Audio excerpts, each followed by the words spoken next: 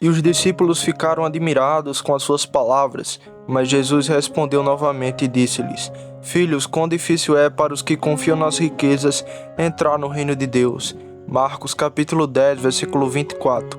Nessas palavras você tem duas coisas. Primeiro, o entretenimento que os discípulos deram ao seu discurso anterior, eles ficaram surpresos com suas palavras. Segundo, a explicação adicional de Cristo sobre si mesmo. Mas Jesus respondeu novamente e disse-lhe: Filho, quão difícil é para os que confiam nas riquezas entrar no reino de Deus. Onde observar, primeiro, a maneira como nosso Salvador fala naquela espécie de compulsão filhos. Segundo, a questão da explicação, quão difícil é para aqueles que confiam nas riquezas entrar no reino de Deus. Primeiro ponto, pela diversão que os discípulos deram ao seu discurso anterior, eles ficaram surpresos com suas palavras. Esse espanto foi causado pela dispensação legal sobre a qual a obediência era recompensada com bênçãos visíveis e temporais, e portanto eles se maravilharam com o fato de homens ricos encontrarem tanta dificuldade para entrar no céu, ou então foi ocasionado pela expectativa judaica de um Messias propondo com que os próprios discípulos foram levedados esperando compartilhar das honras e riquezas daquele reino que Cristo estabeleceria. Agora a resposta de Cristo foi totalmente inequívoca, contrária a essas esperanças carnais, por isso eles ficaram maravilhados. Ou pode ser pela razão comum de que os portões do céu deveriam estar fechados para aqueles a quem os portões do mundo estão sempre abertos. Assim, dificilmente os homens bons são levados a desintimar as coisas mundanas e a ponderar e pensar corretamente a doutrina da cruz que Cristo tão frequentemente lhe ensinou. Segundo, para a explicação de Cristo, e aí, primeiro, a obrigatoriedade, crianças, então ele fala daqueles que eram sinceros em geral, embora um pouco fermentados com conceitos carnais, e para adoçar a doutrina que parecia tão contrária ao seu humor. 1 Tessalonicenses capítulo 2, verso 11. Como vocês sabem, como exortamos, consolamos e ordenamos a cada um de vocês, como um pai faz com seus filhos. Os nocivos e os fracos devem ser usados com toda a indulgência, pois não receberam o Espírito naquela medida abundante como depois. Segundo, a questão de ser a explicação. Quão difícil é para aqueles que confiam nas riquezas. Eles haviam dito antes, quão dificilmente o fazem aqueles que têm riquezas. Agora ele se explica a eles que confiam na riqueza. Ele exemplifica isto primeiro subtópico, como a doença comum dos homens ricos, assim que eles têm alguma coisa no mundo, eles estão aptos a confiar nela. Alguns abusam das riquezas de uma forma, outros de outra, alguns para aumentar suas preocupações mundanas e desejo de ter, outros para alimentar seu orgulho e sensualidade, desta ou daquela maneira, de acordo com seus diferentes temperamentos e constituição de corpo e alma, mas todos concordam nisso, tanto o verme quanto o epicurista, que confiam nas riquezas. Segundo ponto, ele exemplifica mais esta confiança do que o amor às riquezas. Não quão difícil é para aqueles que amam as riquezas, mas quão difícil é para aqueles que confiam nas riquezas, porque isso é mais e expressa mais a disposição de homens mundanos. Amamos muitas coisas nas quais não depositamos nossa confiança, mas não depositamos nossa confiança em nada além daquilo que amamos. O glutão ama a alegria de seu ventre, mas não confia nela, pensando ser protegido por ela, como o avarento confia em sua propriedade. E, portanto, embora ele faça do seu ventre seu Deus, ou seu principal bem e fim último, ainda assim ele não faz dela a primeira causa e fonte de sua felicidade, mas agora isto dá todos os títulos e privilégios de Deus à riqueza. A confiança faz com que a riqueza seja a causa primeira, o bem principal e o fim último. Bem, então por essas duas razões, Cristo exemplifica esse único pecado como sendo a doença comum e a causa de todo o resto, ou pelo menos implicando-os. Este jovem que se afastou tristemente de Cristo, pensou que deveria ser desprezado e tornar-se-ia necessitado se abandonasse tudo por ordem de Cristo. Ele fez de suas riquezas a fonte de sua esperança e confiança, e portanto, Cristo disse: quão difícil é para aqueles que confiam nas riquezas entrar no reino de Deus, que os homens ricos são muito propensos e aptos a confiar nas riquezas, e assim tornam-se incapazes de entrar no reino de Deus. Ao lidar com este ponto, irei primeiro mostrar que existe um pecado como confiar nas riquezas, segundo, a hediondez e a maldade disso, Terceiro, os sinais e descobertas disso. E quarto, os remédios. Primeiro, que existe tal pecado e que é um pecado muito comum. A Escritura mostra isso em abundância. Jó, quando protestou sua inocência, entre outros pecados que reconheceu, ele nega isso. No capítulo 31, verso 24 ao 25. Se fiz do ouro a minha esperança, ou disse ao ouro fino, tu és minha confiança, se eu me regozijei porque minha riqueza era grande, porque minha mão havia alcançado muito. Jó, para se justificar da hipocrisia, considera os pecados habituais dos hipócritas e, entre os demais, este, por exemplo, fazendo das riquezas nossa esperança e confiança. Ele já havia rejeitado imediatamente o crime de extorsão e opressão, mas considera que isso não é suficiente para se inocentar, portanto nega ainda mais o crime de confiança carnal. Não basta que a nossa riqueza não seja obtida através de fraude, o Senhor e exortação, mas não devemos confiar nela. Minha segurança e proteção, a causa pela qual não tenho medo. O mundo vê a riqueza como aquilo que nos ajudará em tudo que desejamos, nos defenderá de tudo que tememos e nos proporcionará tudo que desejamos, como se com isso estivéssemos fora do alcance de todo perigo e com capacidade de viver mais e mais felizes sob o patrocínio e as provisões que nosso dinheiro nos proporcionará. Outro lugar é Provérbios, capítulo 18, verso 10 ao 11. O nome do Senhor é uma torre forte. O justo corre para ela e está seguro. A riqueza do homem rico é a sua cidade forte, e um muro alto na sua própria presunção. Observe o que o nome do Senhor é para o crente, isto é, riqueza para o homem rico carnal e sua própria presunção. Um homem piedoso nunca se considera seguro até que possa entrar no nome do Senhor e está dentro do alcance do limite da aliança. Mas um homem rico carnal, se estiver murado e entreceado em sua riqueza, considera-se seguro contra todas as mudanças e oportunidades, e assim Deus é deixado de lado e pouco cuidado. Você vê que existe tal pecado, mas vou provar que é um pecado comum, muito incidente a todos os homens, e que é um pecado muito secreto, mas ainda assim de uma influência pestilenta. Primeiro, é muito natural para todos os homens, sim, quase impossível livrar-se disso. Considere o homem como degenerado e naquele estado corrompido em que ele está, tão caído de Deus como seu principal bem e fim último, e então ele é um idólatra e faz da criatura seu Deus, ou se apega demais a ela, mais especialmente para a riqueza. A riqueza é o grande instrumento do comércio.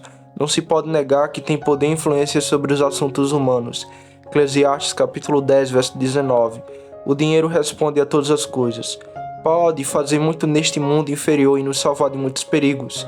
O resgate da vida de um homem são as suas riquezas. Provérbios capítulo 13, verso 8.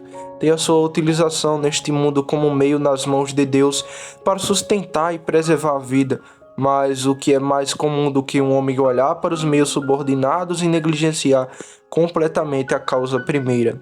Assim como as crianças agradecem ao alfaiate e pensam que devem suas roupas novas à provisão dele e não à generosidade de seus pais. Olhamos para o próximo lado e estabelecemos isso em vez de Deus. Ricos e pobres não podem ser insetos deste pecado. Primeiro, os pobres e aqueles que não têm riqueza, eles o idolatram com fantasia e vaidade, pois se tivessem propriedades, isso os tornaria felizes e gloriosos.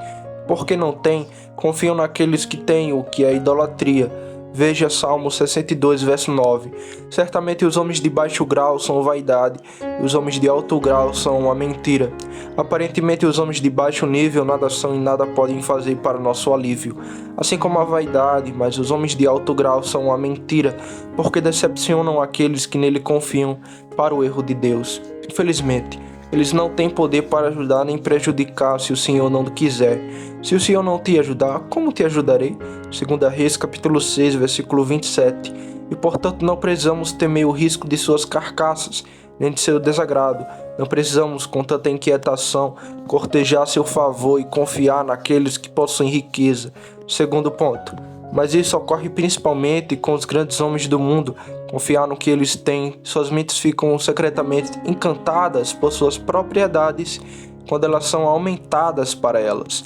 Ainda assim, a enfermidade cresce com o aumento das acomodações mundanas. Salmo 62, verso 10. Não confieis na opressão e não te torne vão em roubos. Se as riquezas aumentarem, não ponha nelas o teu coração. Assim que começamos a ter alguma coisa sobre nós, daí em diante datamos a nossa felicidade e segurança.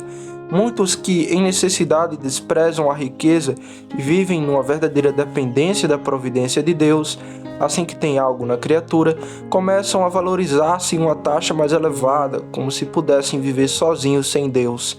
E os seus corações são em conjunto para aumentar seu estoque, ou manter e reter o que já obtiveram.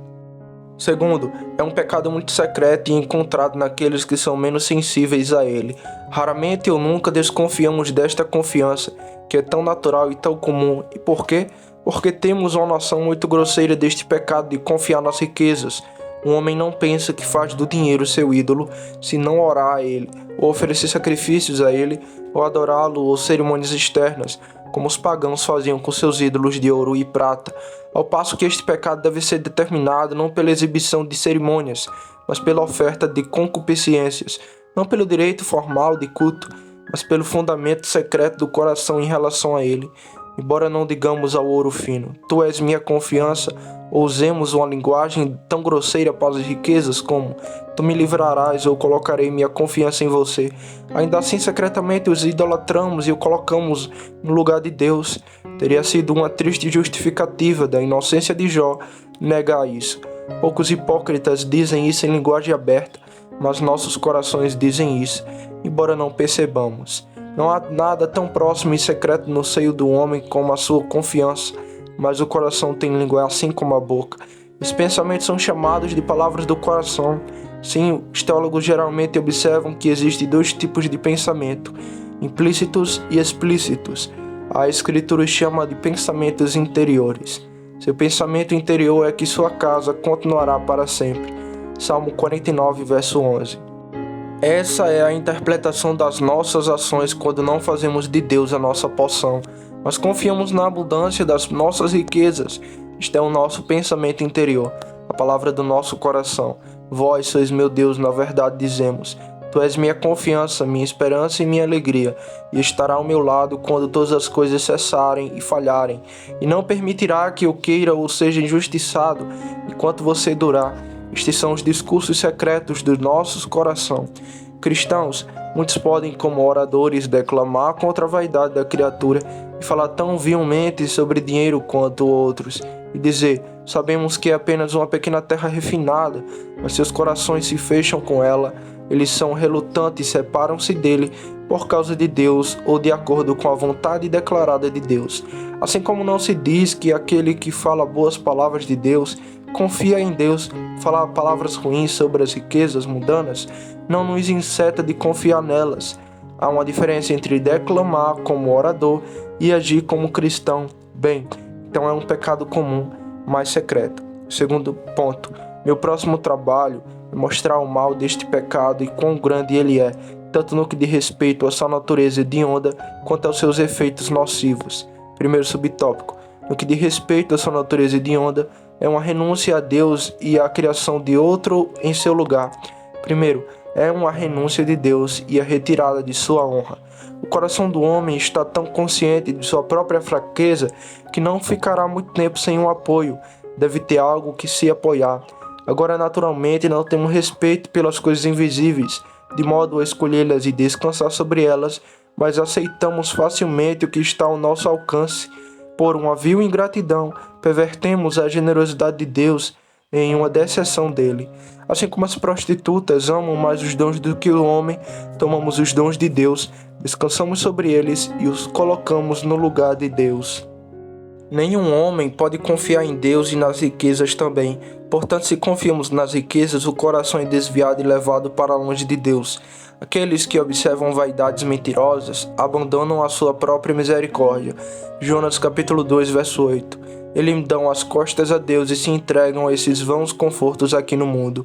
O mesmo templo não servirá a Deus e a Dagon. Os filisteus não conseguiram fazer isso acontecer. Fizeram o que puderam, nem o mesmo coração, Deus e o mundo. Exorta os ricos deste mundo que não confiem nas riquezas incertas, mas no Deus vivo. 1 Timóteo capítulo 6, verso 17. Se confiarmos em um, negamos o outro. Agora considere que desonra é deixar Deus pela criatura, a fonte de águas vivas para citernas rotas. Meu povo cometeu dois males. Eles abandonaram a fonte de água viva e cavaram cisternas rotas que não podem reter água. Jeremias capítulo 2, verso 13. Deixam o marido como escravo, os tesouros como carvão, as coisas preciosas como esterco. Segundo ponto, assim como ocorre a saída de Deus, ocorre o estabelecimento de outro Deus em seu lugar. Portanto, a cobiça é chamada de idolatria, em Colossenses capítulo 3, verso 5. E o homem avarento é chamado de idólatra, Efésios 3, verso 5. Mamon é o ídolo e o mundano o sacerdote.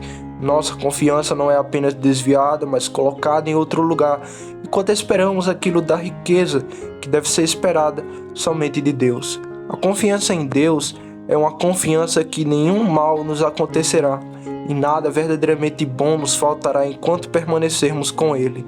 Depositamos tal tipo de confiança nas riquezas, portanto isso deve ser necessariamente um pecado hediondo, para que além da apostasia e do abandono do Deus verdadeiro, haja idolatria. Estabelecemos outro Deus. A confiança é um afeto primordial que mantém todo o comércio entre nós e Deus. Nossa lealdade e respeito à coroa do céu são preservados principalmente pela dependência, e o coração nunca é mantido na posição correta, a não ser quando buscamos tudo de Deus. Deixe um homem se considerar suficiente para sua própria felicidade, e Deus logo será posto de lado. Assim que pudermos viver sem Deus, omitiremos todo tipo de adoração e respeito a Ele. Nossos primeiros pais avidamente moderam e a isca. Sereis como deuses. Como deuses? Gênesis 3, verso 5. Não em uma conformidade abençoada, mas em uma autossuficiência amaldiçoada. Assim todos nós fingimos ser suficientes para nós mesmos, para podermos viver sem Deus. O filho pródigo, quando tinha a sua parte nas próprias mãos, logo deixou o seu pai. Se pudermos viver sem Deus, nunca nos importaremos com Ele. Você destrona Deus, coloca dinheiro em seu lugar e estabelece algo como seu Deus. Segundo ponto, os efeitos nocivos e frutos da confiança carnal. Você pode considerar esses efeitos meritórios e eficazes. Primeiro, considere isso meritória. O mérito disso nos torna capazes da vida eterna. Deus é menosprezado por ser nosso pregador e por nos dar nossa recompensa quando confiamos no dinheiro. Veja como Deus enviou os israelitas aos seus ídolos para ver se conseguiriam libertá-los. Vá e clame aos deuses que você escolheu. Deixe-o livrá-lo no tempo da sua tribulação. Então ele nos enviará para as coisas em que confiamos. O homem busca seu céu e felicidade aqui, enquanto se contenta em desfrutar de riqueza sem Deus, e assim dispensa Deus de fornecer uma recompensa para ele. Ai dos ricos, porque recebeste a vossa consolação. Você tem a felicidade que almeja. Deus disse uma vez: ai de vocês que são ricos, mas nunca disse: ai de vocês que são pobres. Aqueles que têm o seu céu e sua felicidade aqui sem Deus, não podem esperar mais dele. Portanto, meritoriamente, este é o fruto disso. Nos torna capazes da vida eterna. Segundo, considere eficaz a confiança carnal na influência dela. Os efeitos disso são muito prejudiciais. Primeiro, é a base de todo aborto espontâneo na prática. Quando os homens pensam que não podem ser felizes sem riqueza, ou sem tanta riqueza chegando a cada ano, então logo chegarão a isso. Não ousam obedecer a Deus por medo de perderem seus confortos mundanos, onde reside sua felicidade. É notável que quando o Espírito Santo fala em guardar o mandamento, e que os mandamentos de Deus não são pesados para o seu povo, atualmente ele fala da vitória sobre o mundo. 1 João capítulo 5, verso 3 ao 4. Porque este é o amor de Deus, que guardemos seus mandamentos, e os seus mandamentos não são pesados, pois tudo que nasce de Deus vence o mundo, e esta é a vitória que vence o mundo, sim, a nossa fé. Por quê? Qual é a razão desta conexão? O mundo é um grande obstáculo e deixa entrar o mandamento. A menos que um homem supere seus aspectos e desejo mundano, ele não poderá guardar a lei de Deus para nenhum propósito. Portanto, Davi diz no Salmo 119, verso 36, incline meu coração aos teus testemunhos e não à cobiça. O que implica que, embora nossos corações estejam tão fortemente empenhados nas coisas mundanas, nunca poderemos ser completos e retos com Deus no caminho de seus testemunhos. Segundo, isso nos impede de cuidar das coisas celestiais. É impossível que um homem busque com seriedade as coisas do alto, enquanto confia no mundo e promete a si mesmo uma vida longa e feliz aqui. A confiança é o descanso e a complacência da alma. não procura mais quando tem algo em que descansar.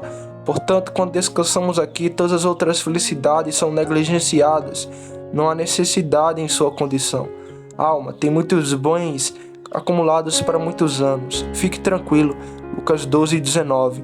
Eles não suportam pensar em uma mudança, em deixar isto e ir para um mundo vindouro, em abrir caminho para o abismo e lançar-se em outro mundo, e, portanto não fazem nenhuma provisão para a eternidade. Pois bem, confiar nas riquezas é ruim, pois afasta o coração de depender da providência de Deus para o presente. Pois, na medida em que uma criatura se exime da jurisdição e do domínio de Deus, mas é muito pior porque nos impede de depender das promessas de Deus para o futuro, pois nos lisonjeia com esperanças de dias longos e felizes, nos faz adiar todos os pensamentos de todas as preocupações com a eternidade e a bem-aventurança que estão por vir. Aquele que confia nas riquezas julga em toda a sua felicidade está nesta vida. Deixe-o aproveitar o mundo ao máximo e ele terá o suficiente. Aqui está a sua felicidade e seu céu também. Ele disse como aquele cardeal, ele não daria sua poção em Paris por sua poção no paraíso. Diga a um homem mundano sobre acumular tesouro no céu e sobre as riquezas da herança celestial. Ele sorri para isso e não dará um pé de terra aqui por uma acre no céu. Diga-lhe sobre como enriquecer para com Deus, isso é apenas uma fantasia. Assim é aquele para si mesmo, acumular tesouros e não é rico para Deus. Lucas 12:21. Para que não possa desfrutar das satisfações presentes, darão a Deus liberação para outras coisas. Assim como os Rubenitas e os Gaditas permaneceram deste lado do Jordão, e consentiram em diminuir sua porção na terra de Canaã, porque já estavam em um país rico. Eles podem se contentar em diminuir a felicidade celestial, pois se tudo estiver bem para eles aqui, eles estão satisfeitos. Para outras coisas eles não precisam se preocupar. 1 Coríntios capítulo 15, verso 32. Comamos e bebamos, porque amanhã morreremos. E há um fim de todo o mundo conosco. Terceiro, é a base de toda inquietação e descontentamento mental que encontramos. Se um homem deseja viver uma vida feliz, procure apenas um objeto seguro para sua confiança, e ele estará seguro. Ele não terá medo de más notícias. Seu coração está firme, confiando no Senhor. Salmo 112, verso 7. Um homem que coloca sua confiança em Deus, se ouvir más notícias de maldade vindo em sua direção, como suponha uma dívida inadimplente, uma perda no mar, acidentes por incêndio, tempestades ou terremotos, como Jó teve seu mensageiro de má notícia, que veio forte e triplo sobre ele, mas ele não tem medo, pois seu coração está fixo em Deus, ele depositou sua confiança em Deus, portanto seu coração é mantido em equilíbrio igual. Ele pode dizer como Jó: o Senhor Deus e o Senhor tirou, bendito seja o nome do Senhor. Seu conforto não diminuiu com a criatura, mas seu coração estava firme e confiado no Senhor.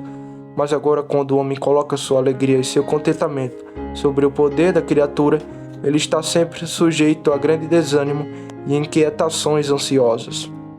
Eles ouviram más notícias, eles estão desanimados. Jeremias 49, verso 23. A sua vida e felicidade consistem na presença das criaturas e na riqueza do mundo, que sendo mutável, também deve ser o seu conforto, de modo que aquele que confia nas riquezas, com certeza, apenas abre caminho para problemas de espírito dolorido e triste. O bom Davi, quando abusou da sua prosperidade para uma confiança e segurança carnal, ele sentiu ainda mais problema depois, e assim nos dá um exemplo de si mesmo deste tipo. Eu disse na minha prosperidade, nunca serei abalado. Senhor, por teu favor fizeste com que a tua montanha permanecesse forte. Escondeste o teu rosto e fiquei perturbado. Salmo 30, versos 6 ao 7.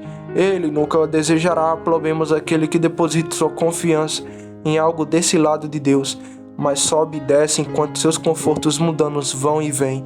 Enquanto um cristão que faz de Deus sua confiança e do favor de Deus em seu maior interesse, é como a nave ou centro da roda que ainda permanece em seu próprio lugar e postura em todas as circunstâncias e as gerações que sobrevêm. Assim, em todas as curvas da providência, quando os raios às vezes estão para cima e às vezes para baixo, às vezes na terra e às vezes fora da terra, a nave e o centro ainda estão onde estavam.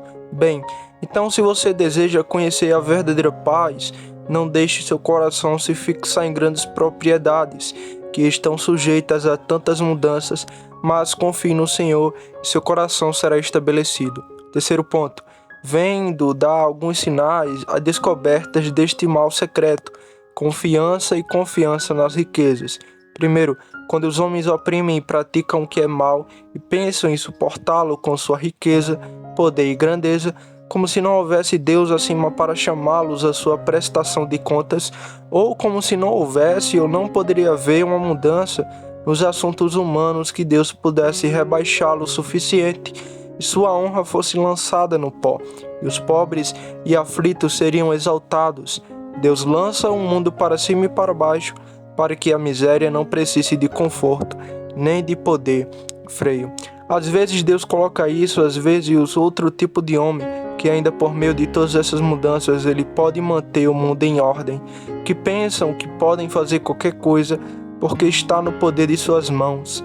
Ai dos que maquinam a iniquidade e praticam o mal em suas camas. Quando a manhã está clara, eles praticam isso porque está no poder de suas mãos. Miqueias capítulo 2, verso 1. Normalmente o mundo é governado mais pelo interesse do que pela consciência. Eles consideram certo tudo o que são capazes de efetuar. E a justiça é medida pela segurança presente, não por princípio de consciência. Está no poder de suas mãos e, portanto, eles o farão. O Senhor alerta contra isso no Salmo 62, verso 10. Não confieis na opressão, não te tornes vaidoso no roubo. Se as riquezas aumentarem, não coloqueis nela o vosso coração. Quando um homem pensa que é capaz de levar isso contra os outros e de cometer 2 erros por um ao seu adversário, então ele não toma consciência, mas faz tudo o que pode e não tudo o que deve. Infelizmente, esta pobre criatura repousa sobre seu vão apoio, e aquilo que parece ser sua vantagem atual provará com o tempo sua perda e ruína, quando o curso da providência for alterado. Quão rapidamente Deus poderá transformar pobres vermes em pó, derrubá-los de suas altitudes e torná-los escárnio e a vergonha daqueles pobres aflitos que esperam no Senhor. Salmo 52, versos 6 ao 7. Os justos verão e temerão e rirão dele, eis que este é o homem que não fez de Deus a sua força, mas confiou na abundância de suas riquezas e se fortaleceu em sua maldade.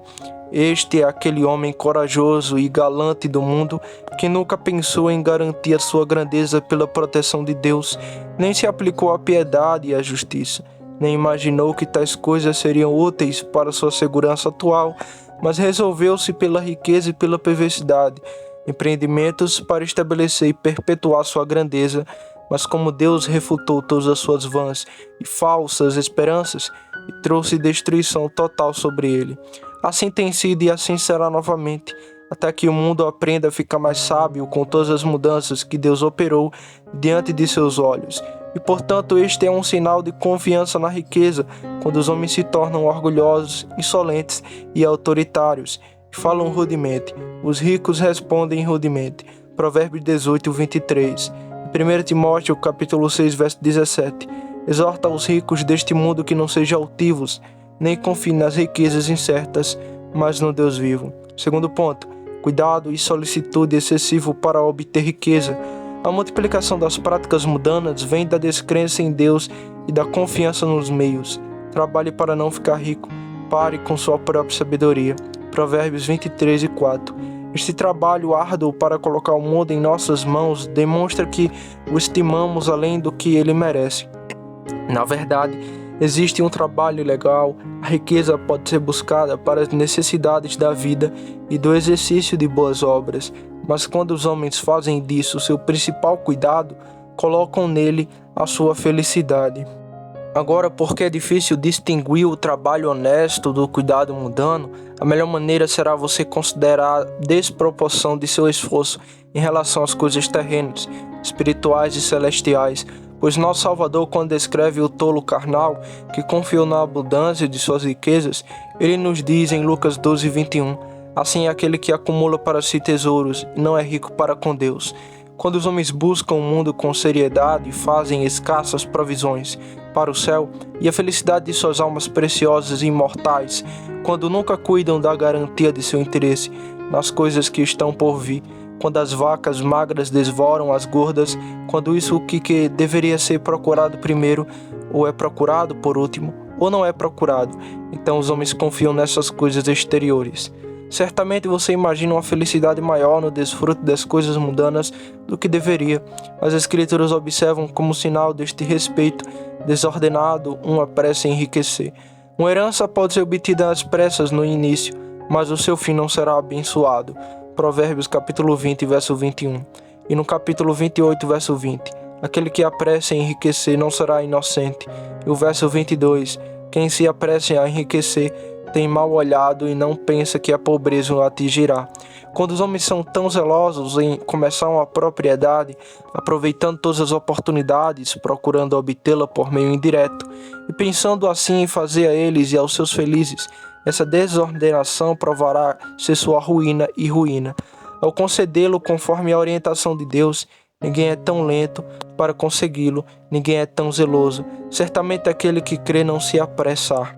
Terceiro ponto. Quando os homens se consideram melhor providos por uma apostasia rica do que por uma adesão estreita a Deus todo suficiente, às vezes a manutenção da riqueza e da religião entram em competição. Agora, quando o homem debate com consciência, aqui está o seu dever e aí está a sua perda. Você pode confiar nas riquezas em vez de nas promessas de Deus? Se o Senhor, por nosso dever, nos reduzir a dificuldades nunca tão grandes, Ele é capaz de compreender tudo novamente. Isso deveria nos bastar. O Senhor é capaz de te dar muito mais do que isso. 2 Crônicas, capítulo 25, verso 9. Mas se nos debates de consciência prevalece o ganho, é um sinal de que confiamos na riqueza e não nas promessas de Deus. Quarto ponto. Quando os homens afrouxam ou omitem a oração, porque estão bem à vontade e têm abundância mundana.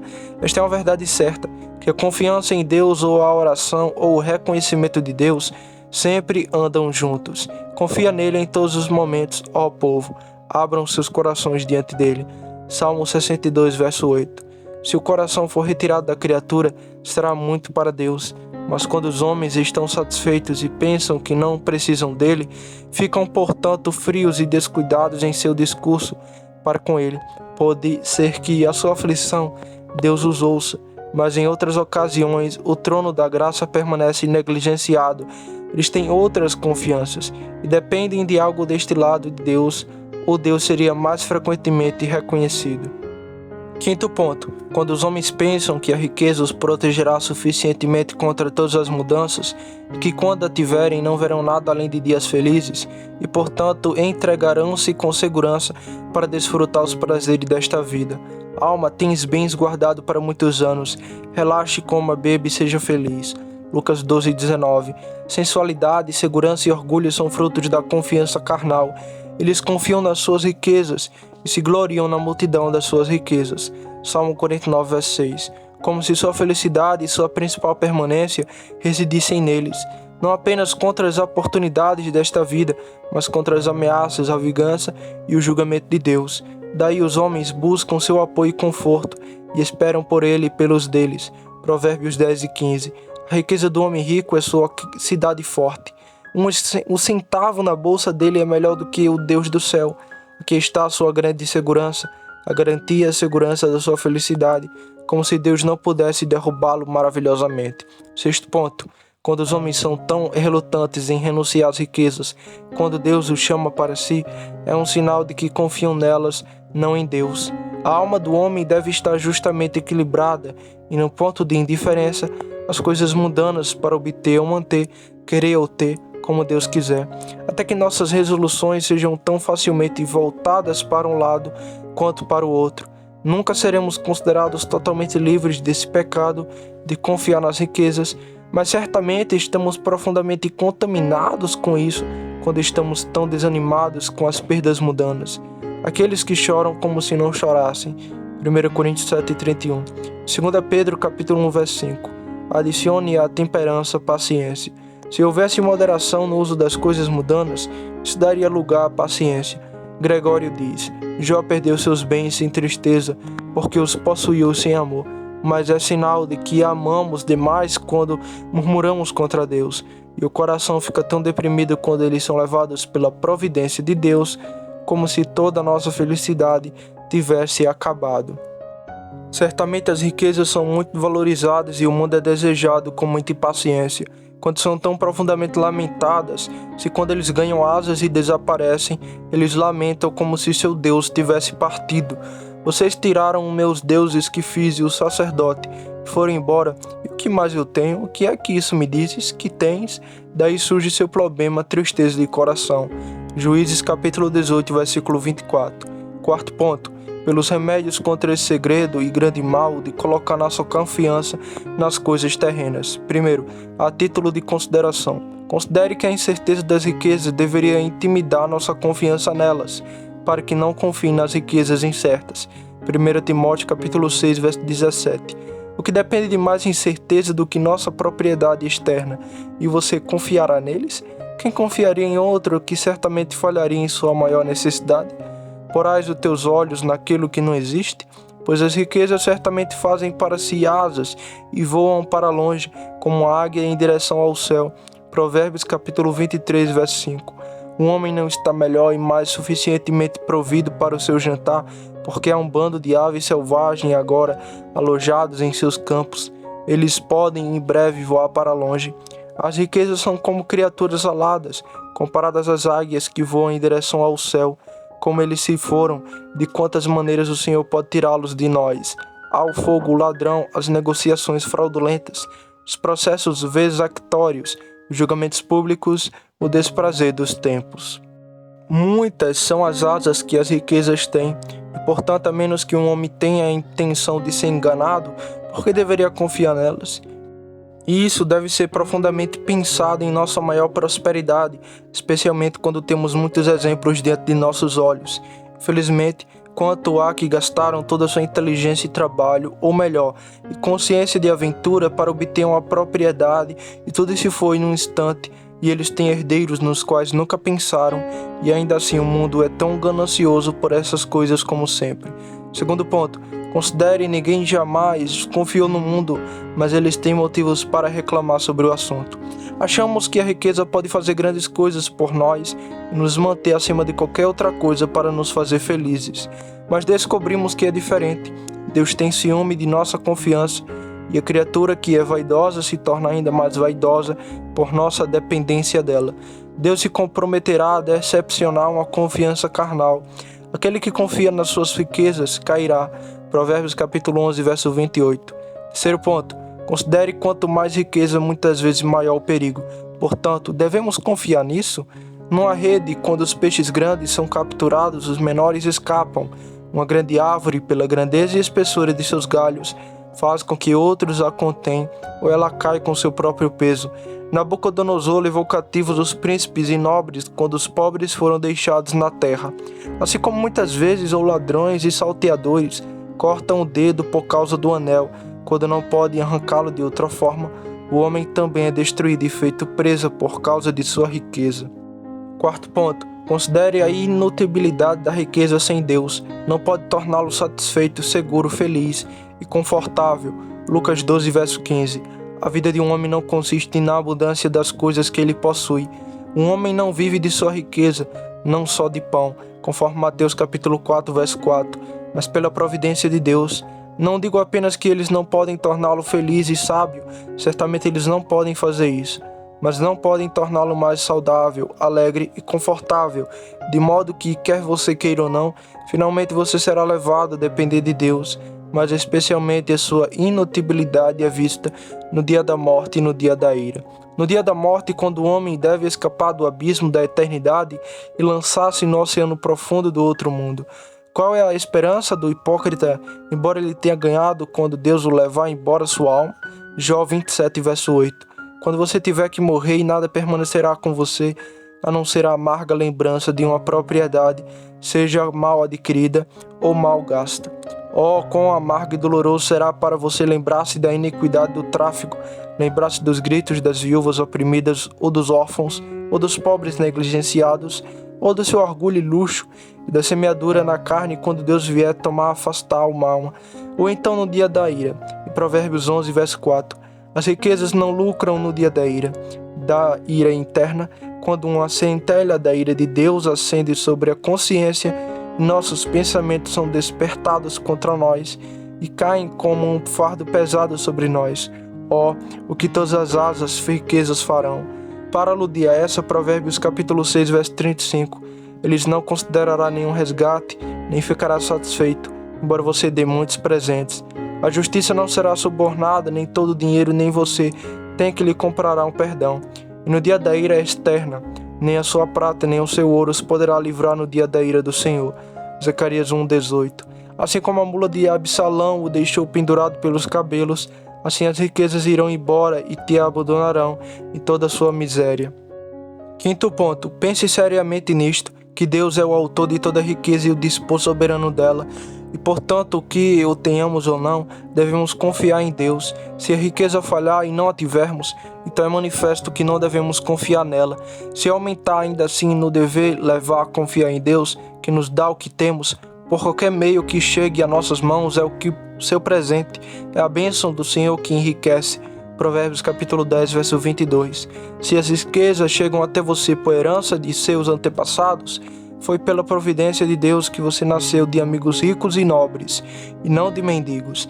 Se vier por dom, foi Deus que os fez e quem o deu a você capaz e disposto. Se for por meio da indústria e da habilidade, é Deus quem dá a faculdade, o uso e o sucesso. De modo que ainda se deve confiar em Deus e não na criatura, pois Ele tem uma mão poderosa na gestão das coisas no mundo.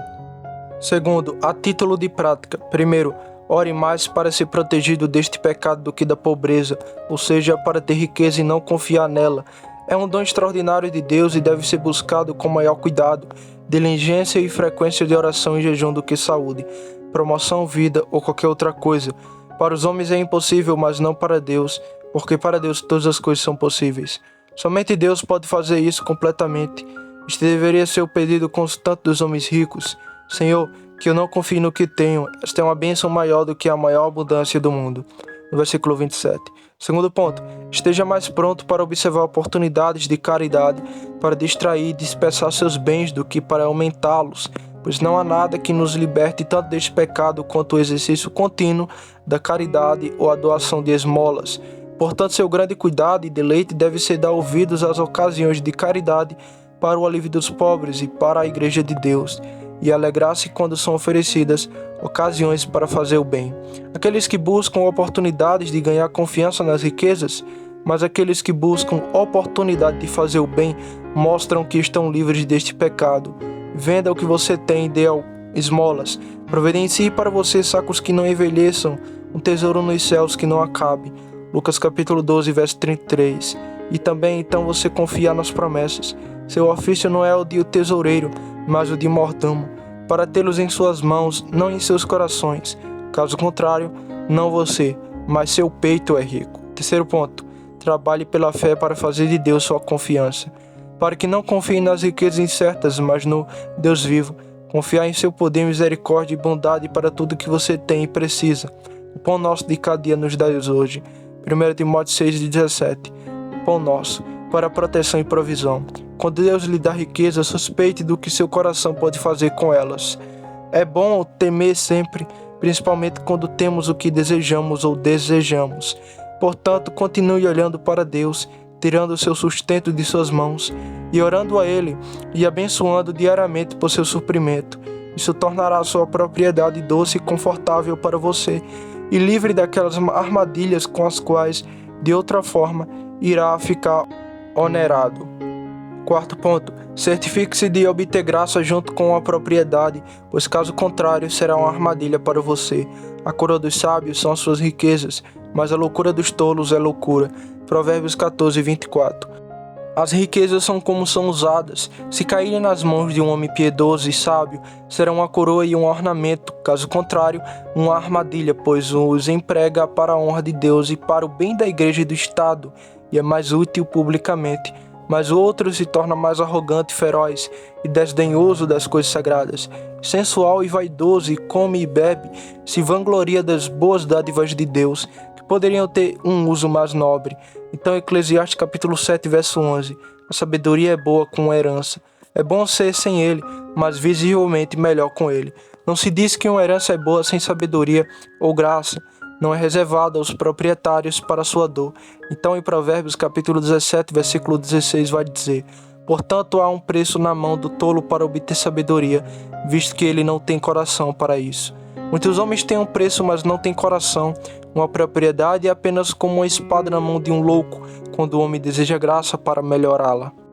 Quinto ponto. Certifique-se de que sua estima pelas riquezas esteja abaixo de sua estima pela religião e boa consciência.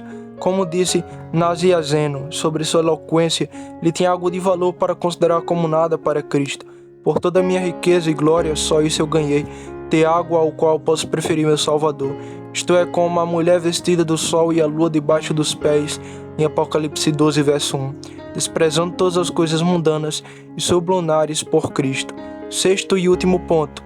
Pense nas mudanças em meio à sua plenitude. Certamente todo homem em seu melhor estado, totalmente vaidade. Salmo 39, verso 5. Não apenas em seu pior estado, quando Deus o repreende pelo pecado.